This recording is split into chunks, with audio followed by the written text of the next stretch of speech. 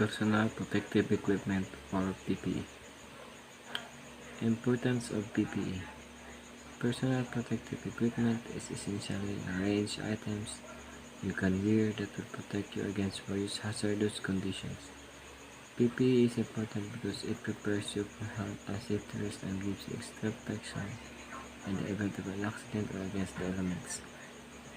Direct hazards. Direct hazards are forces that directly injure people or destroy property or wildlife habitat. Chemical hazards. Workers can be exposed to chemicals in liquids, gases, vapors, fumes, and particulate materials. Chemical hazards include acid, pesticide, carbon monoxide, rubber liquids, welding fumes, silica, dust, and fiberglass fibers.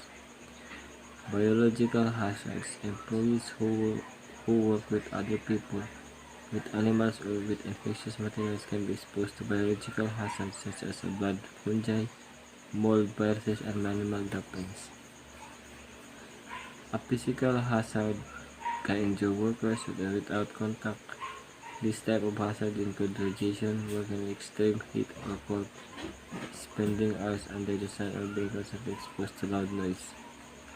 Ergonomic hazard. Ergonomic-related musculoskeletal disorder account for 33% of all employee injury and illness cases. This type of hazard occurs when repetitive work, the type of work to a certain position strains your body. These are the most difficult hazards to spot because problems build up over time. Hazard engineering control method. Engineering control consists of a variety of methods for minimizing hazards, including process control, enclosure and isolation, and ventilation. Process controls involve changing the way a job activity is performed in order to reduce risk. Hazard administrative control method. Administrative control, also called work practice controls, are used in the workplace to reduce or limit the exposure to a specific hazard. This kind of hazard control works by changing how work is done, with elimination, substitution, or the use of engineering controls when not visible. Uses of PPE. Head protection. There are three wide use types of head protection. Necessity helmets, hard hats, which are designed to protect against material falling from high swinging objects. Industrial scalp protectors, which are designed to protect from knocking against a stationary object. Caps, hairnets, which protect against entanglement. Tasks where head protection may be required include construction, building repair, work in excavation or tunnels, work with both driving tools, driving motorcycles. Eye protection. There are several types of eye protection. Safety spectacles. These are similar to regular glasses but have a tougher lens. They include other shields for additional protection. Eye shield. A frame lace or one-piece molded lens over the prescription glasses. Safety goggles. These are made of flexible plastic frames and elastic headband. Face shield.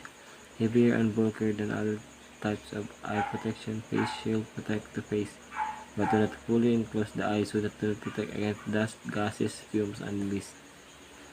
Foot protection. There are a number of types of safety footwear. Safety boots or shoes normally have two cups but can have other safety features. Wellington boot can also have still two cups. Anti-static and conductive footwear. These protect against static electricity. Tasks where foot protection may be required include construction, demolition, building repair, manual handling where there is heavy object falling in the feet, working in extremely hot or cold environments, working with chemical and forestry. Hand and arm protection. Hand and arm protection comes with variety of forms, gloves or gauntlets, wrist cuff, armlets. Tasks where hand and arm protection may be required include manual handling of abrasive, sharp or pointed objects, working with vibrating equipment such as pneumatic drills and chainsaw, construction and outdoor work, working with chemicals and hazardous substances as body fluids, working on hot, cold material and temperatures. Hearing protection. There are three types of hearing protection. Ear muff or defenders that completely cover the ear. Earplugs that are inserted into the ear canal. Semi-inserts, also called canal caps, which over the entrance of the ear canal. Hearing protection must be worn by anyone who is likely to be exposed to noise at or above the exposure action level set. Respiratory protective equipment. RPE is designed to protect the individual wearer from various hazardous substances in their workplace. There are two types of respiratory equipment. Filters contaminated air and clean it before it breathed in.